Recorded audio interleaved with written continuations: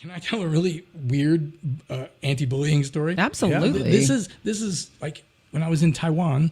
I taught at a bilingual school and it was mostly Chinese kids, little kindergartners, 3, 4, 5-year-olds, and me and my two friends, we were struggling about behavior issues, bullying. There was groups of kids going all around like that. So we went off. We discussed it. We had this 1.5 hour long lunch every day. It was great. We could discuss these things, and we would discuss it, and we went to our corners and we said, we're just going to pick a method and go do it. You know, I was just beginning in Aikido, and I thought, these Aikido moves, it's all like using your own enemy's force against you, and all these cliches in my head that I loved and still love, but realize they're cliches now instead of the truth.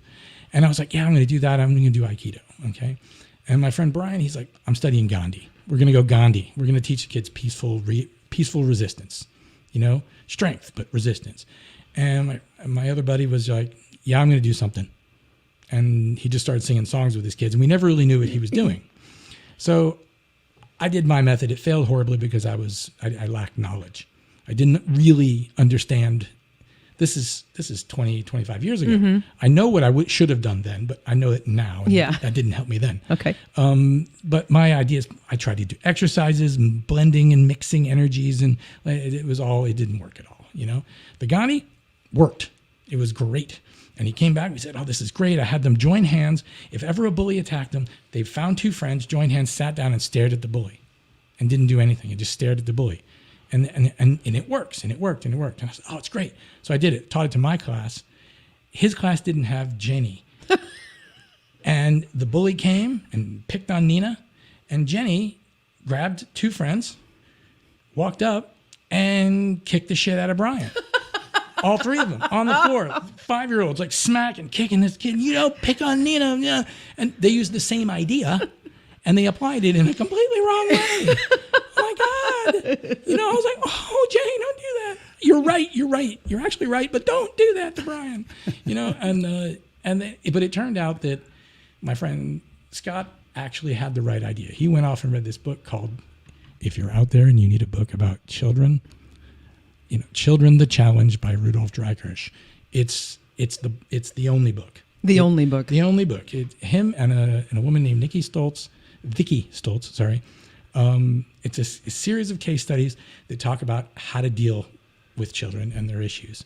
And the problem with it is you got to read it, study it, digest it, and then enact it. But it's all about teaching things like there's only 3 things. There's belonging, significance, and fun. If people all want to belong, that's their motivation, period. Yes. They all want what they're doing to be of significance, to have value and meaning. And everyone wants to have fun doing it.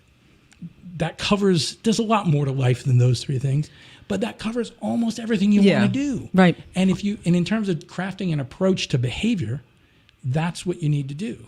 And that's how you can, and then there's a million different tools in there to do that. It's a wonderful book, and he gave it to me, and I've read it and I've studied it, and it's the way forward because say it one more time. The title?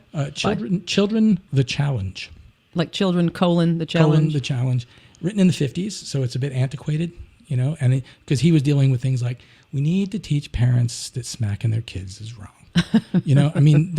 That's an issue for them. And then there's a whole chapter about why you shouldn't hate your kids. Mm-hmm.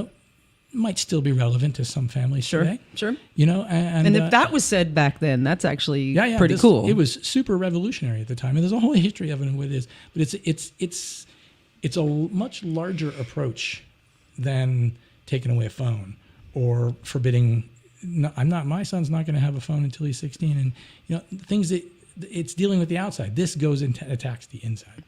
Okay, I know that's fantastic. Mostly, I was thinking about Jenny and her misappropriation. I love that. A really good idea. Holding hands and beating ass. Oh my God, that's funny. She had the organization down, but the execution was a bit wrong.